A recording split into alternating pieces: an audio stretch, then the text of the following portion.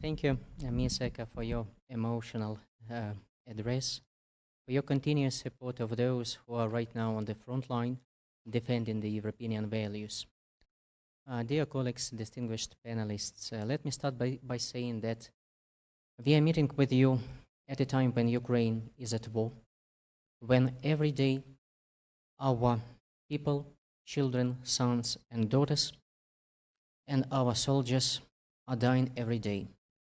Let me be clear with you, the content of the war is for Europe. We are dying for Europe, for European values, for standards.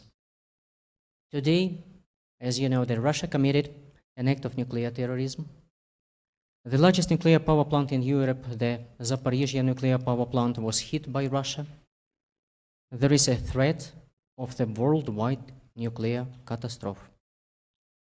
Last night, the President of Ukraine, Mr. Volodymyr Zelensky, signed 15 decrees on awarding Ukrainian citizens as the heroes of Ukraine. The list are too from exhaustive. The war continues. Civilians and children continue to die. The aggressor state continues to cynically shell leave neighborhoods, civilian homes, schools, kindergartens, maternity, hospitals, and other critical infrastructure places in almost every cities and villages of Ukraine. Missile and bombing prohibited by the international humanitarian law continues to be directed to the critical infrastructure facilities, including railway stations, at a time when civilians and children are being evacuated. All these actions are classified as war crimes. The President of Ukraine, Mr. Volodymyr Zelensky, stressed Russia will bear international legal responsibility for war crimes. You know that Ukraine have already filed a lawsuit to the ICJ, and the first hearings in the case Ukraine against Russia will take place on March 7th, 8th in The Hague. Additionally, the Office of the Prosecutor of the International Criminal Court opened an investigation into events into Ukraine alleged war crimes, genocide, and humanity. Meanwhile, the heroic armed forces of Ukraine are doing the impossible to protect Ukraine and the Ukrainian people. The territorial defense forces of the armed forces of Ukraine are demonstrated miracles. 40 million nations is mobilized and is ready to knock out the enemy from the Ukrainian soil and land. According to the latest statistical poll, 93% of the Ukrainian citizens are convinced that Ukraine will defeat Russia. The figure clearly demonstrates how great today is the patriotic and libertine spirit of the Ukrainian army and the Ukrainian forces. The war continues on the diplomatic front. Where Ukraine is confidently winning. The UN General Assembly resolution's aggression against Ukraine was recently adopted and supported by 141 countries. Only 5 countries, and you know who is that, Russia, Syria, North Korea, Belarus, and Eritrea, voted against. This is exactly what Russia's loneliness means. This is what the anti-war coalition stands. The resolution contains a number of important elements, namely the recognition of the Russia's aggression, concrete demands for Russia to withdraw troops from Ukraine beyond its internationally recognized borders, including the Crimea and separate regions of Lugansk and Donetsk Oblast. The resolution is considered not only the important political document which is fixing the Russian aggression, but the document which will be further used by Ukraine in relevant international courts. Ukraine welcomes the EU Parliament resolution on granting Ukraine as a EU candidate status. It is clear manifestation of solidarity and moral support of Ukraine for the part of the EU. We call on all governments of the EU member states to ensure the implementation of this decision with a view to secure that Ukraine's full membership in the EU as soon as possible. It is very important to continue the sanctions pressure on Russia. We know that the Russian economy is almost suspended and exhausted.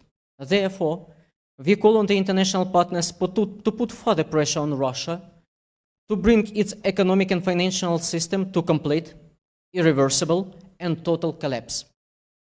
It is extremely important that the partners impose all possible sanctions against the Russian banking sector, to close seaports, to stop imports of Russian oil and gas, close airspace for Russian operators. However, we know that many of the EU and US, many states have already done so.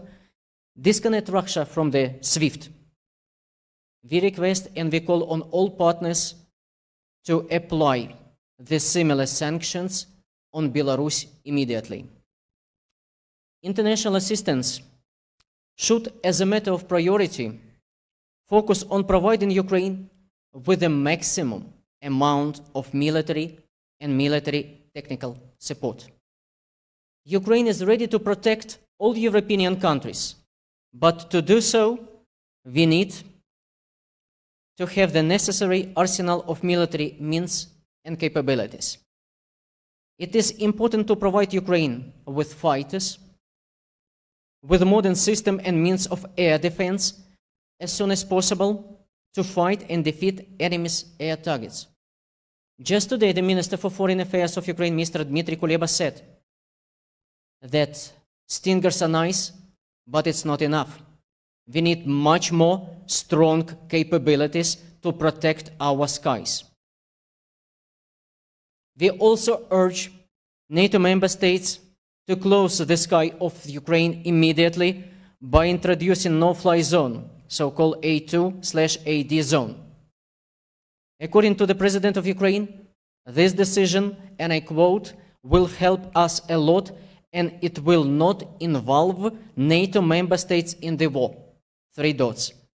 And to be honest, everyone has been involved in the war for a long time and obviously not by Ukraine. End of the quote.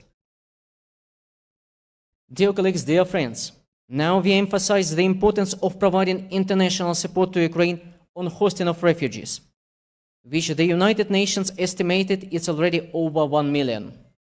We ask all international partners to redouble their efforts to assist in the reception of refugees and internally displaced persons that suffered from the Russian war. Humanitarian assistance, that is an important area for cooperation. I would like to know here that now Poland has become a hub for humanitarian aid to the Ukrainian population. We are very grateful to our Polish friends for such step of solidarity and support for them. We will never forget that. We also would like to thank here to all international partners, to all friends, to the Georgian side, to the Georgian business community, to all the citizens of Ukraine around the whole world who are helping to provide us with the humanitarian assistance. That's what we need to do now. That's what we need to do together. I would like to conclude my statement with the words of the President of Ukraine, High Commander-in-Chief of the Ukrainian Armed Forces, Mr. Volodymyr Zelensky, and I quote, "Today, Ukrainians are the symbol of invincibility, a symbol that people in any country in the world can be the best people on earth at any time. Glory to Ukraine! Slava Ukraini!"